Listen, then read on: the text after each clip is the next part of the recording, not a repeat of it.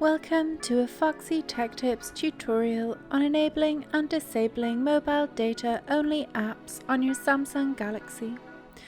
If you find this tutorial helpful, please consider subscribing to my channel and liking the video. Open up the Settings app on your phone. In Settings, tap on Connections. In the Connections settings, tap on Data Usage.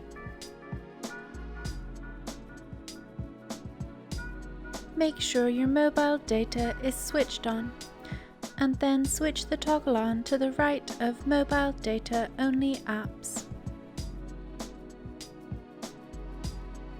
Then tap on the left of the Mobile Data Only Apps panel.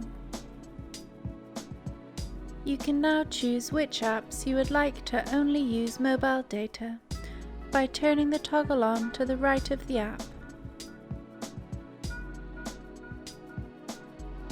You can turn the toggle off again by tapping it, and the apps will work on Wi-Fi again. And that draws an end to this tutorial. Please like the video if you found it helpful and subscribe to Foxy Tech Tips for more Samsung tips and tricks.